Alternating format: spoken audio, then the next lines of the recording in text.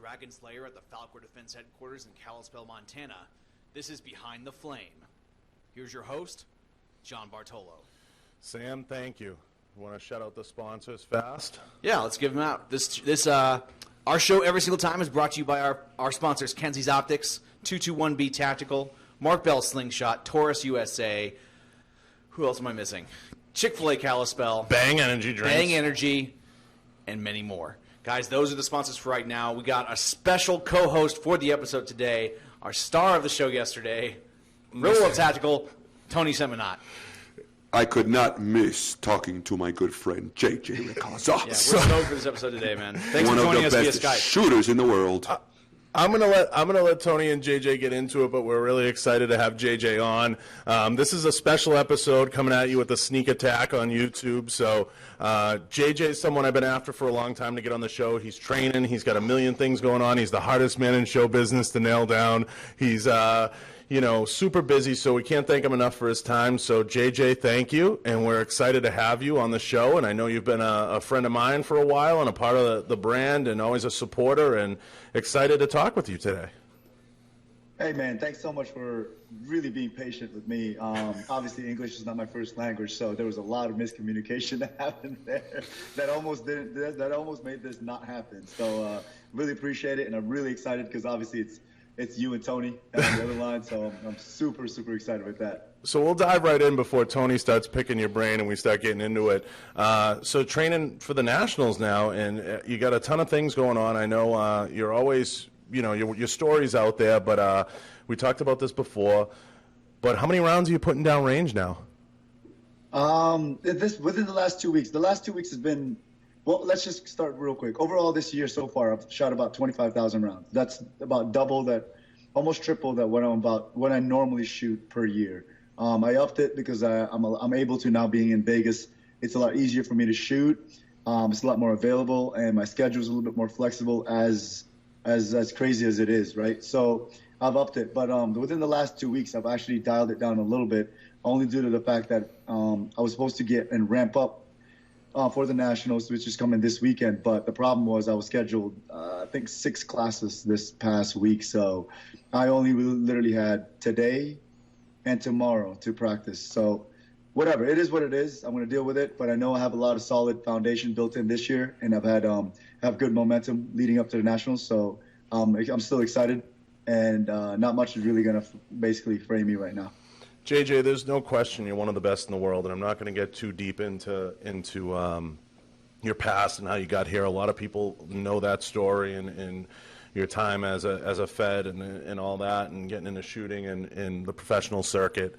I want to talk more, and I know Tony will want to get into it, on your training and what you feel makes a shooter great and what you feel takes a shooter from good to great. And what you've done and the things that you're putting in with the workouts and everything else are really tremendous. And, Tony is an animal all to himself, but I'll let you guys get into it. What do you feel sets your training apart? This isn't a moment to be humble. Tell me quite honestly, what makes your training, because it is unique and you're doing so much dynamic stuff, what makes you kind of on that next level? What do you think can help a shooter today get to that next level? Oh, I don't know. Well, I guess I can only talk about myself, but really I can use Tony as an example, right? Tony's a great shot. He's a freaking animal out there in the range and throwing things around. I was just telling him that he was throwing cars around this year. Last year he was throwing like Volkswagens, whatever. This year he's throwing SUVs. So it's pretty awesome to see his growth. But really a lot of that, really, I think to separate a good from, I think, the next level. I don't even know whether great is the word, but the next level, right, from whoever you're competing against, whatever current level you are, is, I think, hunger and drive.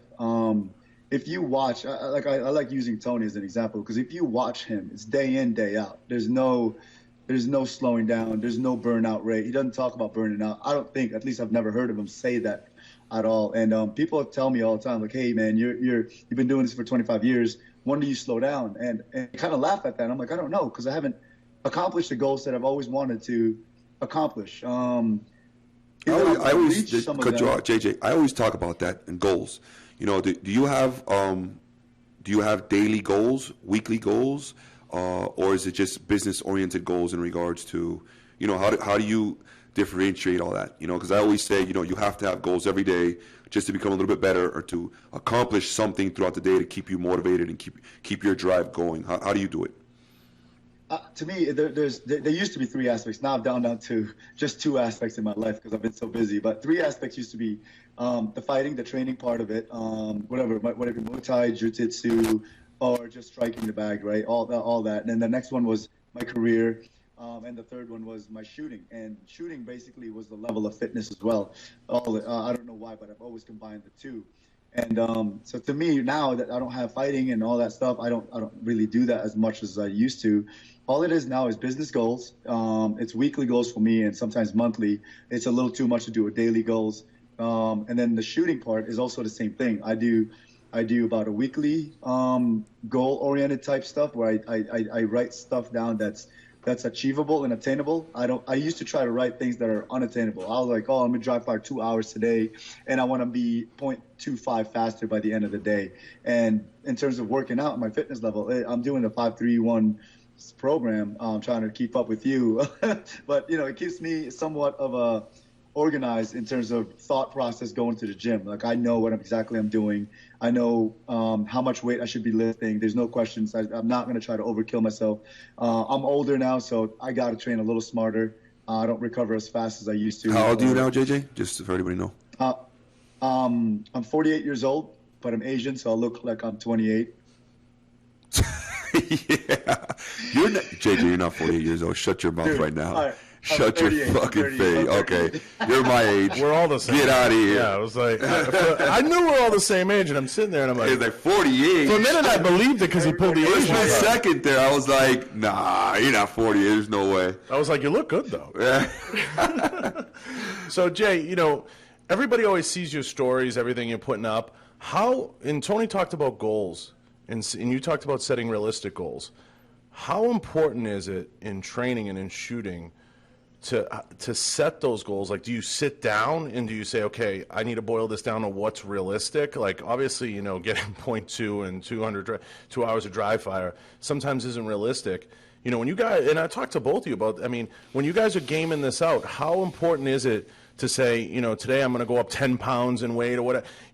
How do you game that out? Is it based on how you feel? Is it based on, because other guys might want to know, like, how do you put that together?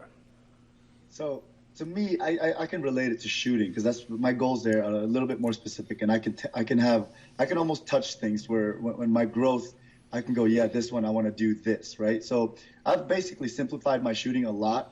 There are things that I check off, like I want to be. I look at this as trifecta. I want to be good at speed, I want to be good at accuracy, and I want to be good at both at the same time.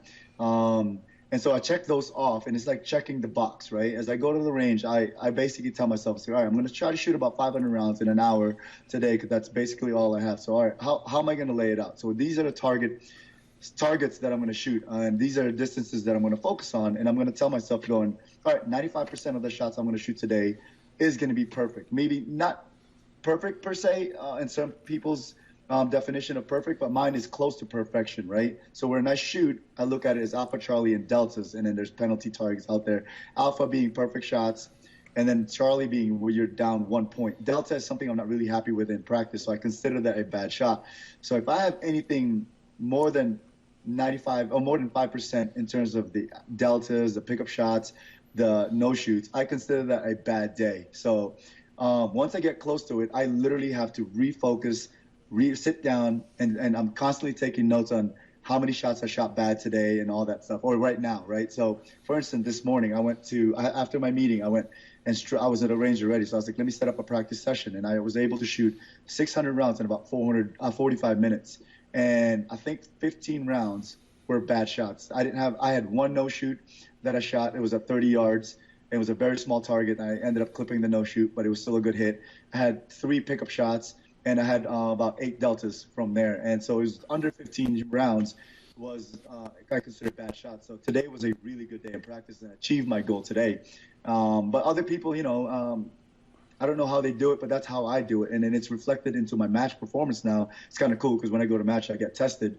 When I go to matches, I'm averaging so far this year at about 96% of all the shots that I shoot as being perfect of the total points, basically. It's intense. So that means you're a certified badass? No. 96% badass? I'm a big wannabe, sir. Now, I remember we had the talk with Tony and you and I, and we had like a mini intervention where he was like, you have to hit 100% of shots, and you have to be perfect. Listen, that he's talking about A zones. The 100% of shots on my level 2 is C zone, which considered to him, that's like shitty shooting. You know what I'm saying? So compare the two. It's a big difference. Well, But you said C zone. That's what I stay within. I don't go to the delta area. Okay, shut your mouth. Okay, listen. You just told me, okay, you shot 600 rounds, okay, out of the 600 rounds, you dropped eight rounds, and then you had like one that you probably clipped the guy in the eyeball, and that was probably like your bad shot for the day. So I don't want to hear you complaining. All right? Would you pass a real world tactical course? Well, the thing was he have to pass me first, and that's the problem. He'd have to get through me at 245 pounds. Other than that, yeah, I'm pretty sure he'd pass my class. With flying colors. Well, he has to pass Ruben too. He has to do ground fighting. You got to do the ground fighting with Ruben. So Jay, that's my black belt that you got to go through. And I'll ask you both this. It'd be good to see you guys debate this. What do you feel for a new guy just starting out? Let's talk to the new guys for a second. I know and I say this to Tony all the time. We're kind of always talking sometimes at here. What do you feel the best thing for someone starting out, going to the range, should work on? And what advice would you give to someone that wants to maybe get into competitive shooting, wants to train, just properly train? What do you think the best thing for them to start out with is? You want me to start? Yeah, go ahead. Okay. So basically, I think I have this saying that I go by, and I learned it from my dad. Faults and cracks appear under pressure. Right?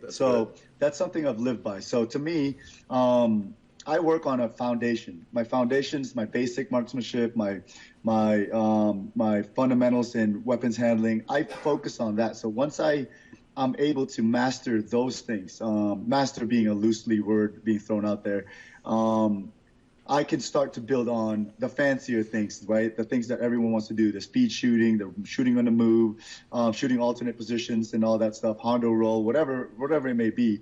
So when I get tested, when I go to the competition, those things that are supposed to be basic marksmanship and basic fundamentals will not falter under pressure because I'm no longer thinking about it. I'm just kind of doing it almost automatically. So if I had to give somebody an advice, if they're just starting out shooting in general, I'd tell them right off the bat, hey, learn how to shoot 1-inch dot targets consistently, consecutively at 7 yards. And then once you learn how to do that, try to do it faster. Try to do it under 5 seconds. 6 rounds in under 5 seconds is not that tough of a thing to do, but a 1-inch dot makes it a lot tougher. Then move back once you master that. Try to do it at 10 yards. Try to do it at 12 yards.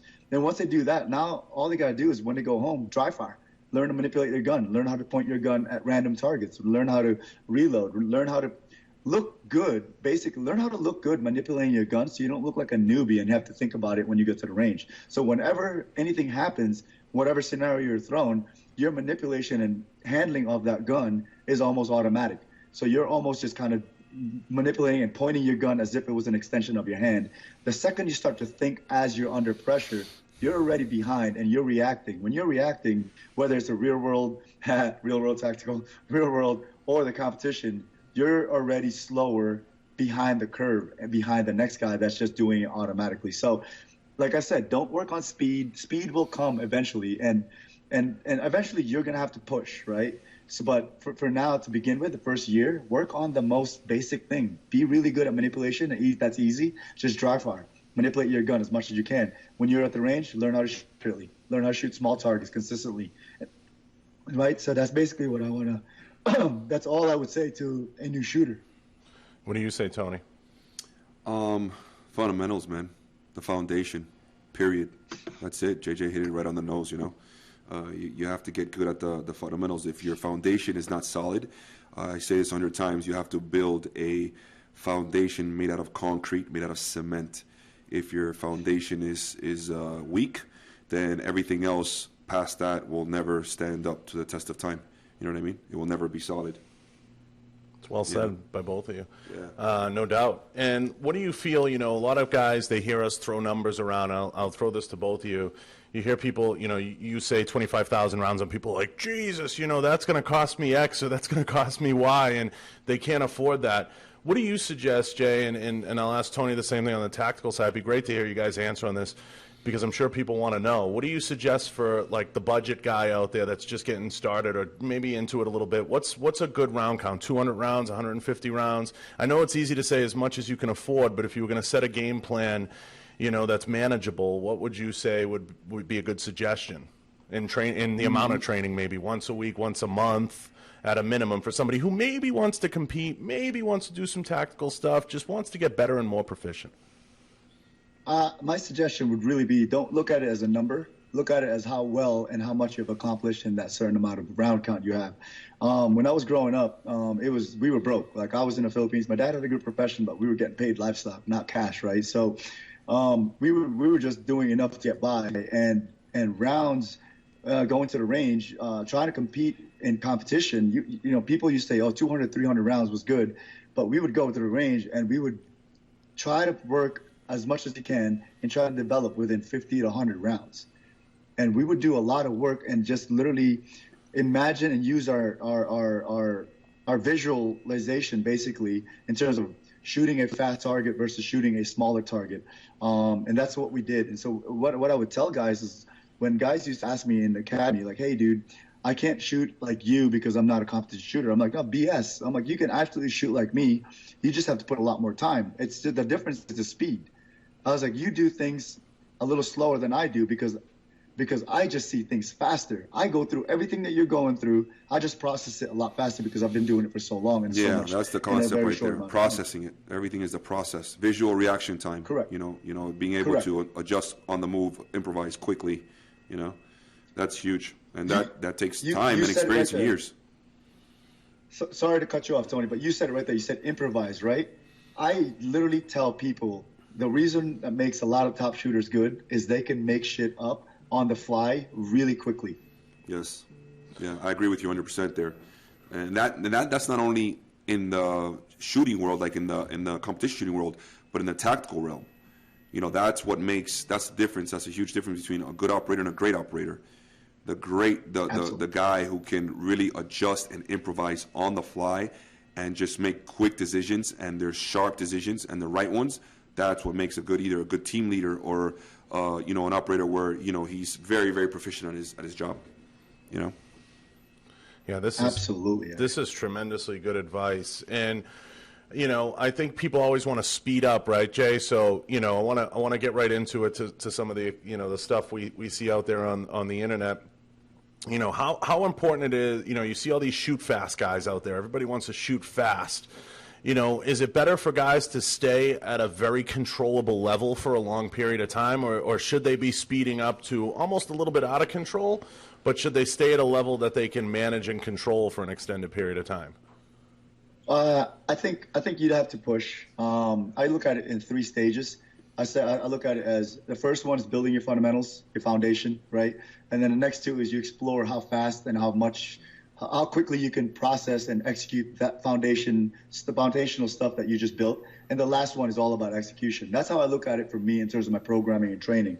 And when I get to execution, it's just all about repeating the stuff that I've been doing over and over and over without failing, or at least failing very little. Stage 2 is where I explore how fast I can do so. I expect to fail a lot there, because if you just stay at one spot, that's basically just being complacent and being content of where you currently is. You constantly need to push yourself, and like I said, that's the same thing that ties into the goals. Because if you don't have goals, you'll never push yourself, and you're like, oh, I'm happy where I'm at. This is great. No, you're always looking for what's the next best thing. So I think that's what I go with. I think you have to push yourself. Once you're safe enough, you can manipulate your gun. You can do it. You can feel it. Everyone has their own opinion on when they should push. But once you're able to shoot consistent and hit targets and not look bad and not dangerous for everyone else around you, start pushing. Start going for it. I have a quick question for you, JJ, and this is, I think, a huge debate for a very long time. So a lot of the tactical guys always say that competition shooting has no bearing on the tactical world, and I'm not a believer of that. I believe competition shooting is a skill, and to be as a tactical or as in a self-defense situation or whatever, however you want to call it, concealed carry, it does have merit, because if you're skillful at shooting, you're going to make better choices, you're going to be more proficient in your manipulations and all that. So I think it's a good combination of both, to have a little bit of both in regards to understanding. And that's one of the main reasons why me and you got together, just to put the two together and show the world how the two differ a little bit, but at the same time they have a lot of things in common. That's awesome, you guys. And Jay, I know Tony will probably say 9mm. What's the best caliber? We got a question coming on YouTube. What's the best caliber for people to start with? One guy says 45, 9. I mean, I'm sure you suggest 9 or 22 to start, right? Well, I think the most guys should start with a lower caliber. It's easier to manipulate recoil, and you don't have that built-up anticipation, right? So you can manage the gun, you can manage the trigger and everything else around it, right? But I laugh because my start was literally a 45 1911. I was 8 years old. So talk about starting small. Yeah, right. Here you go, son. Yeah, getting thrown right into the fire. We didn't let him answer that question that I had for him, the tactical and competition. What do you think about that? How do you feel about that? It's always been an ongoing battle. It's kind of funny. It makes me laugh. It's people say, it's like, hey, competitions can get you killed in the streets. Absolutely. If I freaking clear a house like I clear field courses, hell yes. But the total difference there is that in competition, everything is known. Like, I know where my targets are. Everything's it's all choreographed. Huh? It's all choreographed. Like you know the setup. Yeah, you know the setup before you're going to go into the stages, correct. Right? Yeah. Correct. I can choreograph it because I know a lot of things. I know where targets are. I know where my threats are, per se. In the real world, when I was in the government, whenever we had to clear rooms or clear a bus or clear whatever, it was knowns versus unknown. I had to go a lot slower, and because I had to process things as I went, right? There were a lot of bad guys and good guys in combined. There were role players doing force on force. I would have to process as quickly as I could because they knew I was a competition shooter, so eyes were on me to make a bad decision. I would just spray and pray. But it wasn't that. What they were shocked in, the comments always was, golly, man, your process and ability to manipulate that weapon is far more advanced than others, which is because the demand is there, because I've been practicing and so on and so forth. And it's kind of funny because I have a really good friend. He's an Army guy, very highly trained. He's one of those guys that's still in it, and we talk a lot. And he's shooting a lot of his guys in his unit shoots a lot of competition, and he laughs at me. He's like, hey, he goes, you ever get this question about competition gets you killed in the streets? He goes, competition has no place in the real world. And I'm like, yeah, why? What's up? I was like, I get that all the time, but I was like, I just don't pay any mind on it. I just do my thing. I don't, it doesn't bother me. And he's like, well, he goes, you know what my response is? And I'm like, why? Because he's more of a real world guy. Like he's out there deploying constantly for the military and Army, right? He's still in it, and he's still very active. And he tells me, he goes, I just asked the guy another question. I asked him two questions. He goes, which one gets me killed in the street? Is it because I'm faster or I'm more accurate? And then I started laughing because I'm like, that's pretty damn true. Yeah, like 100%. I think bar anything, like one of the biggest things I was very impressed when I saw and finally got to shoot with you, Tony, was you were phenomenal behind a gun. Like, you put us on a 15-yard, 25-yard, and a 35-yard drill on video. And I'm looking at you going, dude, are you sure? Because these are far distances. Even if it's a C-zone target, these are far distances because we're going to be taxed. Yeah. And you were pinging targets 6 inches We were and 15 talking about yards. that, Yeah. We were talking about that. That's awesome. So that's that type of level. And to me, that's because he's accurate. Most tactical guys can spray and pray, but not very accurate. They can't really account for all their rounds past 10 yards. I'm not saying generalizing that, but majority, like 90%, not 90, but I would say well over 60%, right? Because and it's just when the speed comes into play around 10, 15 yards, people start to kind of miss and just hitting the arms and all that stuff. But Tony here was totally different. And some of these guys, like my buddy, who's highly trained, like he would keep it more majority in the Alpha and Charlie area. And he's like, yeah, that's functional, acceptable accuracy for me. He goes, when I go to competition, I narrow it down to about a 6 inches width because that's more, to me, realistic in competition. But in the real world, he goes, I go to A and C zone because I want to give a little leeway, 2 inches on the side, to just in case I pull the trigger wrong and whatever. Yeah, and not only that, but you could just be a little bit faster as well. You know what I'm saying? Understanding that you're shooting at a C zone compared to an A zone, where you're going to have to take that extra little, that split second to really, work the trigger. You know what I mean? And make sure you don't make a mistake, especially if you're running like a Glock or a standard issued gun, not where it's, it's tricked out, like a tricked out gun. You know what I mean? Because in the competition, no one shoots back. In the real world, someone's shooting back. So you put more rounds on him. Yeah, bro, of course. It's when me and you train together, I expected I'm going against one of the best in the world. You know what I mean? So in that I went in there looking at the concept of soaking up as much information and knowledge and experience as I could. So I tried to push myself, as much as I could in regards to the shooting aspect of that day, like you pushed yourself in the physical aspect that day.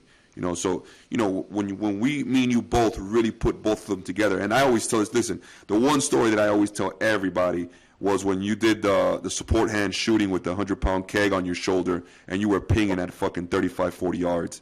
And then that's why I remember telling my team that when I went back, and I was like, that's where I really saw where you really made that, like, all the freaking years of your work, you know what I mean, and the rounds that you have put down range and the experience and knowledge that you have. That's where it really made a difference. You know what I'm saying? Because one thing is shooting, strong hand and support hand, but bro, that keg was a water-based keg, and people are not gonna. They're never gonna understand that. They're never, like, when we were holding that keg on our shoulder, for you worse than me, I mean, my gun was literally like I could not keep it still. Like, it was just like all over the place. And when you were pinging at 35 and 40 yards, I was like, there's no goddamn way. I remember, I think I made it to like 20, 25 yards. I think that's like my last ping was at 20, 25 yards. I was like, absolutely not. Absolutely. I couldn't get my gun. Listen, my gun could not even stay on the target. That's how much that thing was swaying. I remember I was like, how is freaking JJ pinging at 40 yards offhand with a 100-pound water keg on his shoulder? I was, listen, that day really, like, it's just, you stay in awe, JJ. You understand what I'm saying? People don't understand, like, what we do, and we've been doing it for so many years. But when you see something that really impresses you, like, I'm sure you went in there with certain, like, understanding of who I was, but until you see it live, because I can see your videos, and for me, the only thing that's always impressed me about you, other than the fact that you're a phenomenal shooter, a great shot, is your speed, and your speed from station to station, or transition to transition, and how you transition, that is what always puts me in awe. Like, there's nobody out there that moves as fast as you do. Your explosive speed is something to just, it's incredible. You know what I mean? And the day that we did that one drill, your drill, when you went around the cone, remember, I couldn't stay. I was trying to stay, you turned it smoothly, and I was like, yeah, that's never going to happen. I was like, that's not going to happen. I made up for it hitting the target on the way there, but I was just like, I couldn't keep myself from, like, sliding away. It's like, I don't even know how you do it. It's like, it's incredible. Bro, there were two factors that day, right? You had the wrong shoes, for one. Yeah, okay, yeah. I didn't have the grip. What were you wearing that day? Were you wearing the Solomons? Were you wearing the Solomons with the grip? What were you wearing? Innovates, I think. Innovate. The Innovates. Oh, okay, the Innovates. Okay. Yeah, I wear those too. So I have, one was wrong. You had wrong shoes. The other issue was I'm 100 pounds soaking wet, and you're 300 pounds nude. Nude. Momentum and inertia was freaking taking you all over the place. No, I know, but I mean, even still, though, just the way that you just move, it's incredible, man. It's regardless of what your weight is, it's something graceful. You understand what I'm saying? Because listen, how many guys are your size in the competition world, and they don't move nothing like you. There's no one even near that comes close. And we're talking about the best of the best. The guys that you go against. The top 3 to 5 guys. And you can just see how explosive you are going from station to station. You know what I mean? And that's incredible. And, because listen, correct me if I'm wrong, you know more than I do. When you're talking about the top 3 or 4 guys, you're talking about what? Milliseconds in shooting? Yeah. That's the difference between top guy and second place. A tenth of a second. So the explosive and the speed getting to that station is what's, you know what I'm saying? That's going to make a crazy amount of difference at the end of the day on top of your shooting, you know, and not missing, you know. Right. So there's three things I want to address there, right? Sorry, John. No, Real go quick. ahead. So the first time I got to finally meet with Tony, and he's like, yo, we're shooting a video. And I'm like, how do you say no? We're going to work out together. We're going to train together. I'm like, bunch, this is going to suck. But I was like, F it, I'll suck it up, right? First time, I was nervous as hell when we got there. And I'm like, all right, I've seen his videos. I know how intense he is. I know how strong he freaking is. But you don't realize that strength and that ability to explode and move literally mass. Not just weights, like mass. Like this keg was sloshing around, and he would throw it over his head like it was a freaking Coke can. It was ridiculous, right? So finally, when seeing it up close and personal, I'm like, this is totally unreal. And I was like, I got to step up because he's doing this, and he's keeping up with me in shooting. I was like, how's this guy, I felt like was so one-sided in terms of fitness, but then still able to keep up with shooting. So in my head, I walked away from there going, I have to train that much harder and focus that much harder on my craft, but yet still be as good as everything else. Or not as good, but maybe just pretty decent. Because this guy over here is not a competition shooter, but he's keeping up with me. And I'm like, golly, this is crazy, right? So that was one thing. The second thing that you said right there is that it was pretty cool. Is that you said you noticed about my movement in the beginning of times. I didn't have sponsors, right? So all I did was I would shoot about 5,000 to 8,000 rounds per year, and I was competing at the higher level. I would win major matches, right? I would compete with the highest levels guys, and since 2002. 2001, really, I almost won my nationals then. My Now, first quick US question. nationals Let's then. compare your 8,000 rounds. What was the average national shooter that you were going up against? How many rounds were they shooting compared to you? What At triple that time, about 50 to 100,000. Yeah, see, it's insane. It's insane. Yeah, so- and isn't I knew- that the same thing that happened to you last year in Worlds? That when you Yeah. went to Worlds, what'd you place? Like third and fourth, or what'd you No, play? second. Or second. That's right. You were second in Worlds. You shot how many rounds that year? I shot the total last year about 9,000. And everybody else shot what, 150,000 rounds, and you came in 80 second. and above. Exactly my point. You see, that's what I'm talking about. It's you know what I mean? You can't compare. That's why at the end of the day, you know, you come in second in Worlds. Everybody else there shot 3, 4, 5 times more than you did, and you still whooped everybody's ass.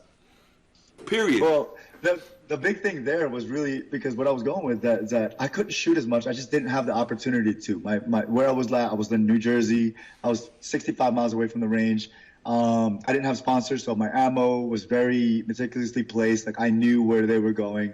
Because if I didn't have that budget, I would completely just run out of rounds and run out of money at the end of the year and I wouldn't be able to shoot the big matches. So what I focused on my movement. I knew if they were shooting this much, they couldn't train their footwork as much as I could. So I focused on my fitness, explosiveness, because if they were at the range, they weren't in the gym. So that's how I looked at it. And I said, you know what? If they're at the range, they're not dry firing when they get home because I don't want to dry fire after a range day. I'm tired. I'm done with that. I want to hands up. I want to play Call of Duty or whatever it may be. And so what I did was I was like, you know what? I'm going to dry fire a little harder today, a little longer today, and focus on this. So when I do go to the range, nothing feels rusty, nothing feels foreign. Everything just feels like as one. And all I got to do is learn my timing and learn to be accurate. And so I know I may not be as fast as some of these guys, but I can make it up on movement as I explode from position to position and as I come into a position. And that's what I focus on. And that's awesome that's what you notice. And that makes me freaking blush a little bit, bro. But how can you not, though? You know, I know the back end stories. You know what I'm saying? Like the average person is not going to know that. So that's why I wanted to bring it to light, like to a point where, you know, me and you talked. You know, when we threw our class together, our collaborating class together, and all that. And then we talked about your year and how it went, and you were starting the store, you're opening it, all that stuff. You were focusing more on that. And then you still come in and you come in and you take everybody out. You get me? And that's huge. Like people have no idea. You know, and that's why still to this day I say, you know, to me you're like one of the top, you know, you're one of the best in the world. And I don't mean like one of the best, I mean like top 2, top 3 in the world. And if not, you know, you're my boy, so I'm going to say you are the best in the world when it comes to the competition world. You know what I'm saying? Because, yeah, if you think about it, compared to what everybody else does and other things that you juggle, you know, those are the guys, that's all they do. It's, you know, it's like me for powerlifting. You know, I tell people, you know, it's like, oh, man, you're strong, this and that. And I was like, listen, I don't lift that much weight because I'm part-time.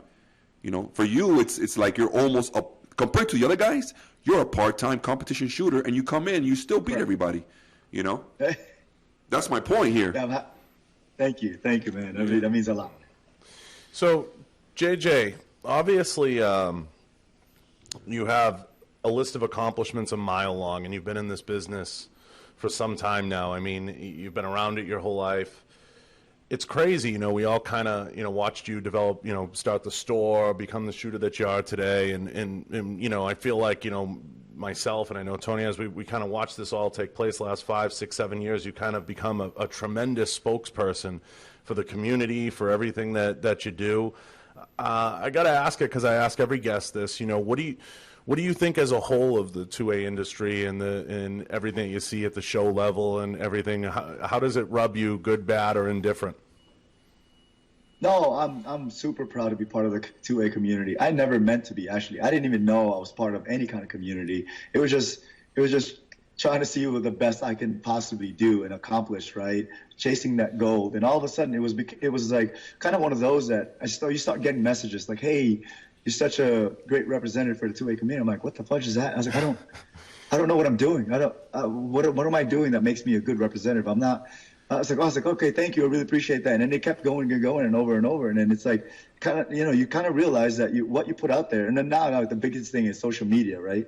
You start seeing the different personalities per se, and then you meet them at SHOT Show, and then you get to know the person. You get to see the stuff that they're putting out. And sometimes you're like, oh, I would not want to be repped or looking like, I don't want to look like that. I don't want to market myself that way. Yeah. So it was kind of one of those things that you realize, like, oh, I guess you are some sort of a figure because you have a following or whatsoever, and you're just being around for a long time. Like you know, it's just one of those things. Either you can motivate, inspire, or literally just be an asshole, for a lack of a better word. We have a comment real quick that I want to touch, JJ, not to cut you off, because I know like we were trying to like do this like this live, you know. But I want to iterate because someone, you know, had he didn't compare you to Keanu Reeves, but he's saying he's not you. I think Daryl, do you see it? Daryl Wigan. Yep. He goes, yeah. Have you seen Keanu Reeves train with Tehran Tactical? That dude is awesome. Not JJ though. He's saying not JJ though. And okay. And I love Keanu Reeves, by the way. I think he's a phenomenal actor, and he's great with manipulation. And I want to break something down to you guys so you guys understand. Okay. The video that you saw with have you seen that video, JJ, by the way, of him, Keanu Reeves, when he does that? Okay, guys, I want to understand something so you understand the difference, okay? Number one, Tehran Tacticals, and Tehran, you know, hey, me and you are boys, we've been boys forever. But, okay, Tehran Tacticals complete body-size targets that he puts 5 yards away in his backyard for the actors, okay? There's a reason that they hit every single target, because the target is the size of a human body and it's 5 yards away, and that's why they're so fast. So to compare JJ that he shoots 15 yards that fast and shoots a target that is like the size of an apple, there's no comparison to that. You know what I mean? It's like, don't forget, guys, you know, it's a huge difference. We're talking about an actor obviously doing very well for himself as an actor, but to compare him to JJ, you know, that's like comparing apples to oranges. There's no, you know, yes, he's not JJ, by no means anywhere near that in that life. Oh, race guns. With that said, though. Yo, go ahead. I want to hear your take on that. With that said, though, I'm no John Wick neither. I don't think anybody's John Wick, because in this movies, he's a Navy SEAL, Delta, SWAT, Jiu-Jitsu master, Judo master, Aikido master. So he kills 57 guys in about 7 minutes. You know what I mean? Like, come on. Everyone's an assassin. Yeah. So he's, you know what he was saying? He's the grand master of assassins. Like, you're the grand master of competition shooting. So staying on that, JJ, I love putting you on the spot because you're such a politically correct guy, but I'm going to put you on the spot a little bit with this question. What do you, and Tony and I brush up against some of this stuff, what do you say to the shoot fast guys on the internet that don't compete or don't have a history of competing? Do you say, shut the fuck up and compete? or are you okay like with you do your thing? You know, is it staged? I mean, where do you kind of look at it and say, because Tony obviously just had like an eye roll moment, you know, like, and you know, we all kind of agree with him, but you know, it's all in good fun, and Keanu's phenomenal. I mean, it's not the question. For an actor, he's phenomenal, and he's tremendously into his skill craft. It's not about bashing it, but we're not putting anyone down. It's just more, where do you say, like, you know, you don't have to name names, just kind of like, you know, oh, I'm going to do it for the gram, and I'm going to do 4 takes of this, and I'm going to. I had like yesterday on mine, JJ. So you see, what I said was my main thing was I was like, stay in your lane. My issue was I don't care what you do, just if you're teaching or whoever you are, be you. Don't act or portray something you're not. And that was my biggest, you know, complaint, I guess. You know, tell me what you think. Yeah, where do you roll your eyes? Yeah, where do you stand on that? I don't really have anything against the guys that are going fast and looking fast on Instagram or social media. I actually think there's things to learn from that. I look at it as, man, look at this guy. This guy's, to me, a nobody in the competition world, right? But he's somebody because he's either got a lot of following or he's doing certain things that are impressing me. Like, oh man, like making me question myself. Like, can I actually do that? Would I be able to do that? And I'll go test that on the range just to see if I could. Right? There's certain things, and then I'm like, man, it took him a lot of work to do that. So to me, I'm like, man, I wonder what he did. I wonder what his process was to get to that level. I wonder how many rounds it took him, how many years it took him to that. So I was like, if you put the same amount of effort probably in competition, he'd be up there, right? You can tell some of those guys have the same neurological development and capability of being able to put it together on whether it's the 5th take or what. It's still impressive to be able to do it and put it on video. So to me, doing it is, I don't care if it takes you the 5th time, whatever, you're still able to do it, and that's cool with me. But where I don't like is like when they start to preach basically certain techniques that aren't really proven or they don't really know about. And I kind of agree with you in terms of staying your lane. Don't jump sides. If you're a fast shooter and you got certain things to share, absolutely share it, but don't start making absolutes, making your opinions as the Facts. preacher or the one thing. Yes. Stay in your lane. Just, you know, do whatever you got to do. If you're working on clearing rooms, just be like, hey, this is my opinion only, just solely my opinion. This is what I think I've done. I've never done it in my life. I don't know why the hell I'm freaking doing it for you guys. But, and that's the problem. They don't say that. They don't say, yeah, by the way, I've never cleared a room in a real operation or in real life at all. Just, you know, but this is the way you have to do it. And that's the issues that I have. It's like, really, so, you know, what experience do you have backing that this is the way that you have to do it? You know, when in reality there's probably 15 different ways to actually do it in real life. You know what I mean? And 1,000 ways to skin a cat. You know, and everybody has their own way. You know, and there is no, you know, when it comes to the tactical realm, and I say it 100,000 times, and I'm sure in the competition world it's the same thing. You know, there's one person's way of doing it, and then there's going to be 5 other guys that are just as experienced or have just as much as knowledge that may do it a different way, just slightly different, but they may just choose to do it a different way. And none of the ways out of those 5 guys are doing it is wrong. It's just that's their choice.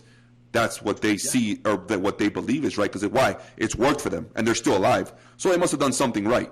You know what I'm saying? Right. In regards to that matter. But I'm sure the competition was the same thing. You know, you have certain ways that you do things that may not work for someone else, but it works for you.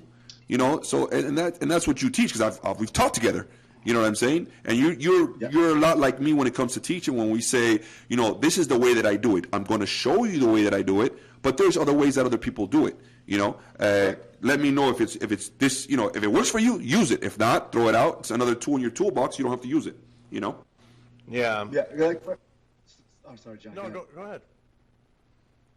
Oh no, basically, so I was a federal law enforcement officer for just under 10 years, and right before that, for about 6 years before that, I was a contracted instructor for the government and all that stuff. So I did a lot. I was sent to a lot of schools, whether it be force on fours, mission training, tactics, clearing rooms, and all these other things. But even though I'm certified to actually teach it as a certified instructor according to FLETC or other schools, I don't ever touch that realm because I've never actually done it. I've done it and taught it within the government, and I've done it and used it on force and force and doing active school shootings, not per se like real things, but like the active shoot school after school shooting school that we went to. It was like a big Scenario-based, training. Yeah, with law enforcement and all that stuff involved. I've done it, right? We've done it. I know what to do, but I never, ever in my world, in my wildest dream, whenever I'm teaching, I would never dive into that. Like recently, I've been teaching a lot of military. I get contracted now by certain military groups to come in and train. And when I asked them, I said, hey, listen, guys, what am I doing here? What's my purpose? Then they said, you're here to just teach us how to shoot and how to move because your footwork is pretty damn good. We want to see that and we want to get a little piece of that. And I'm like, that's awesome. And then, I found myself recently in the most coolest places in the world, teaching the highest and the highest in the military or whatever, or SWAT team or police, local law enforcement. And I'm like, man, this is kind of cool. I'm just a competition shooter, and these guys are coming me to train. That's awesome. I got a couple of questions that I get to with every guest. I have to ask. There's a couple I'll get to. One is, there's so many haters out there and so many people that comment and have so much to say. I ask you it's two parts. Why do you think, Jay, why do you think people hate on people, one? And two, how do you deal with haters personally? I don't deal with haters, first of all. I just let it be. They can hate all they want. To me, that's attention they're giving me. If they're talking about me, whether good or bad, it's more attention I'm getting. I'm cool with that, either or, right? Doesn't hurt my feelings. I just worry about me, really. I know Tony has a different aspect than that, but in terms of certain haters, why there's haters, I think it just boils down to either jealousy or, I think it's just jealousy and envious. Like Tony has a lot of haters, maybe because he can do certain things that most people can't. People start claiming he's on steroids. He can't be doing that. That's not normal. Yeah, obviously not normal. Maybe he's a 1%er. I admit to that. Like, I'm cool with admitting someone else is better than me. I'm cool with that. I'm like, no, so what, right? That's why I don't really care. Like some of these social Instagram media instructors crossing the lanes of teaching clear rooms and tactics when they don't have any experience. I just kind of turn my eyes away and roll my eyes, and I have my own opinion, and I'll speak at whenever I'm asked with friends and stuff like that. But other than that, it doesn't bother me at all. I don't really, and I'm fortunate enough that I don't think I have a lot of haters. My comments, a lot of it was support, which is kind of cool. I do have certain haters within the shooting community in terms of competition. I'm good with that either. I've asked them to fight me. They won't, because I know who they are. It's a very small world, but they just want to talk. And some people just have to share their opinion, and they call it, I guess, their right to share their own opinion. But I was always told, if you have nothing nice to say, freaking keep it to yourself unless you want to fight. Yeah, I mean, I think Jay, I think social media has opened up the airwaves to people just kind of feeling like they can say anything because they hide behind an account. And you've never had your share of haters. It's just always cool to get, the guest's take on that. But I think a lot of it, you touched on jealousy. I think a lot of it is that, why not me? Why does he get this and why do I not get that? And it becomes a why not me attitude. And Lord knows we've all been through it. I know Tony has, on some level you have, but you've transcended. You're a champion. You're on a different level, of the game. Lord knows I've dealt with it. I'm sure people look at me like, why is he in charge? Or why does he get this? Or why does he get that? So, I'm one of your haters. Yeah, seriously. I mean, it's funny though. It's almost there's a little bit of sadness in everybody's hate, and everybody wants to poke holes and shoot someone in the face, and it just is what it is. But it's your take on it is similar to Tony's, but he had a real nice rant. If you get a chance to listen to his episode the day before on it, I can't wait. Yeah, he had a rant on it, and I think a lot of it has to do with what you said: professional jealousy, a little bit of I'll hide behind my account and I'll say X, Y, or Z, and then what I always find funny, and I know you do too, and we'll close the book on haters on this one, is when you go to shows, those people never come up to you. Or they never say anything to you. Yeah. And, and I'm a guy, you've known me for a few years now. Somebody says, hey, go train with this guy. What do? I go train with him. Somebody says, hey, go do this. I go do it. Somebody says, hey, here's a challenge. Go do this. Or, hey, why is he doing fitness? Or why is he doing that? Or why is he doing this? So, stemming off of that, I see you post a lot of fitness stuff, and fitness is a huge component to you, to Tony. How important is fitness in your life and in your training? To me, it's a balance of things. If I'm in good shape, I feel good, right? And when I feel good, I feel like I can do whatever my body or my competition, my world requires of me to do. May that be to be a good father, to keep up with my kids. Right. That's what I want to do. And if it's to keep up with my wife because she's super in shape in terms of cardio, I'll keep up with her, and to have enough energy, as much as I try to do things throughout the day, to have enough energy to come home to spend it and focus on them, and only crash out when I need to crash out, and everyone's crashed out at the same time. So there's only 24 hours in a day, so I try to fit in as much as I can in terms of fitness, life, business, and being a competition shooter all together. So I think they all ties up, and it all starts out with, I feel like, being in good shape.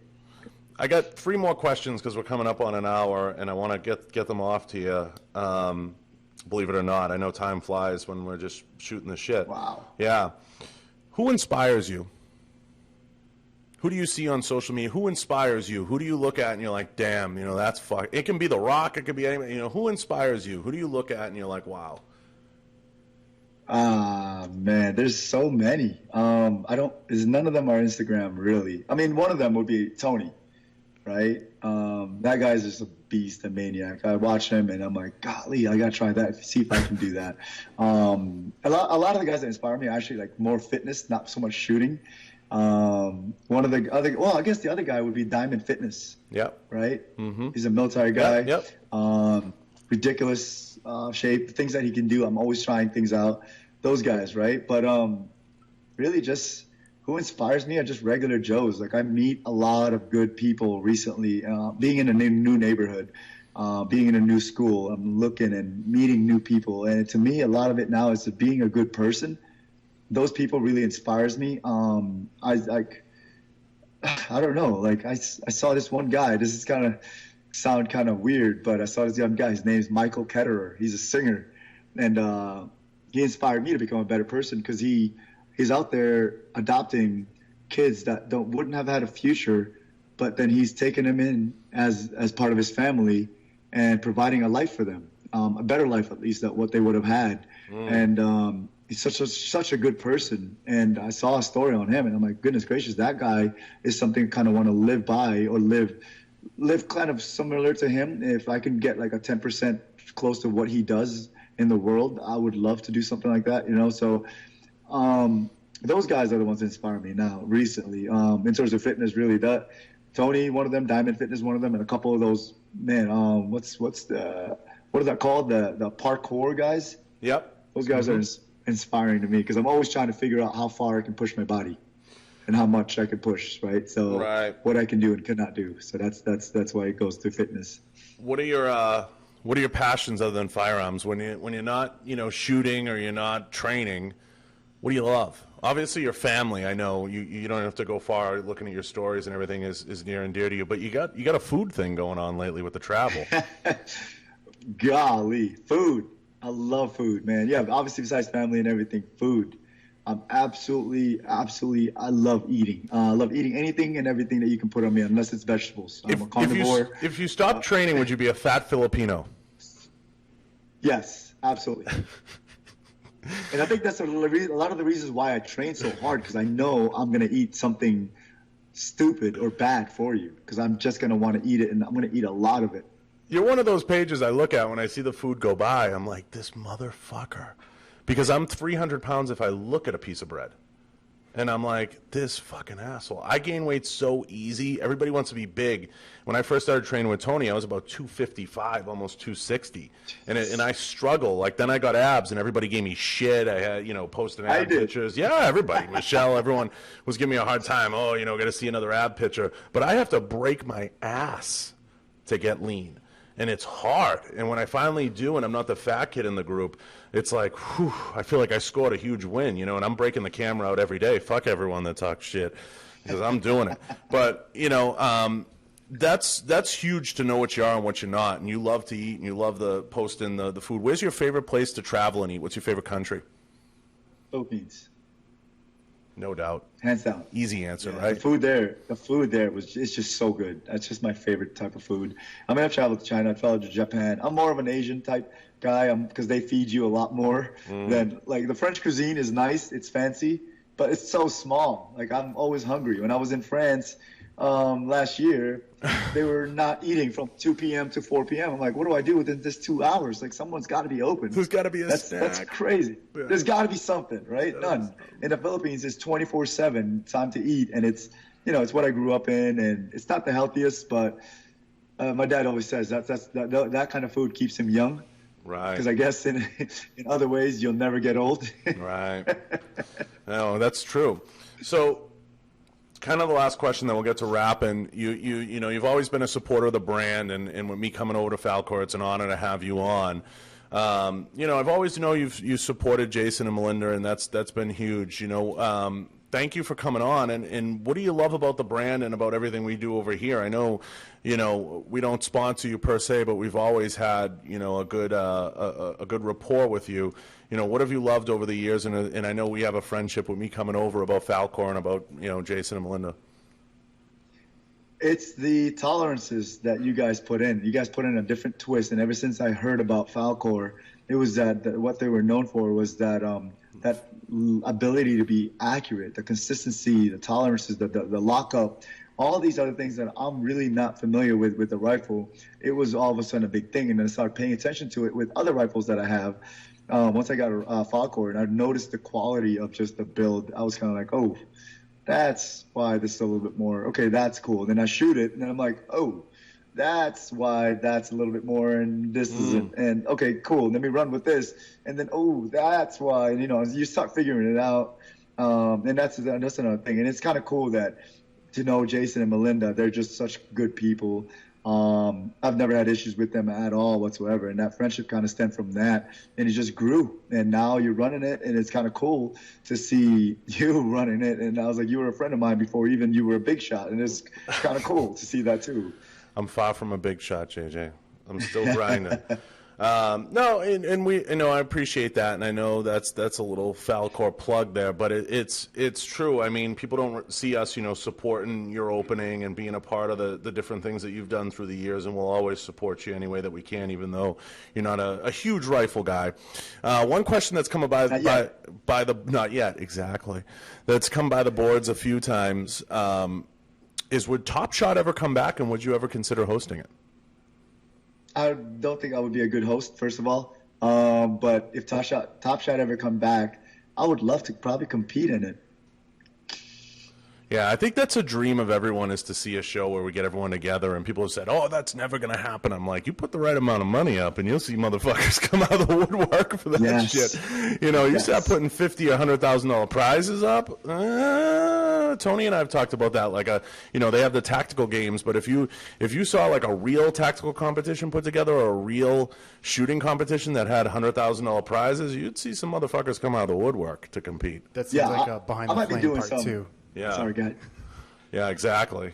But that'd be a whole part two. You know, we could do a whole episode on that. But yeah, I think you'd see a lot of people come out of the woodwork.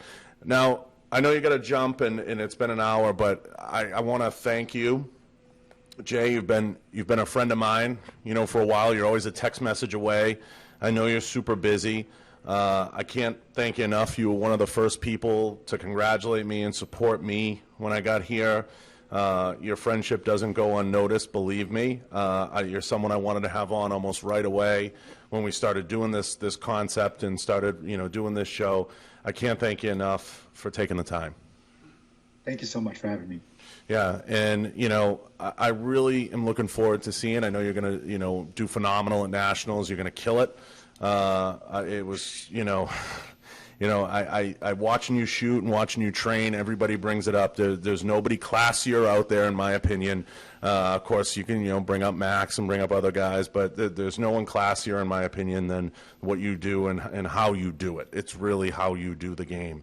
And you've always been a class act out there, and I'm looking forward to seeing what the next year brings and running into your shot.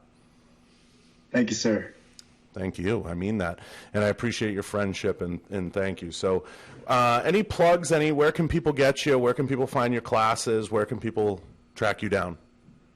You know, my website's almost up. It's almost final, actually. So it's jjracazatraining.com. That's one of the websites that they can get me. Or they can just email my wife, jessica.racaza jj.racaza@yahoo.com. For now, that's the best way to actually book or schedule me.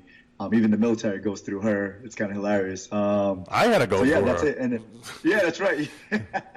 And then my little gun shop here in Vegas. Stop by. We ship everywhere throughout the country. Check us out. Give me a call if you have any questions in terms of shooting. Magnus Sports. So it's kind of cool. And you're still doing the custom guns and the trigger jobs and everything, and you got a great little shop over there. Thank you, sir. Yeah.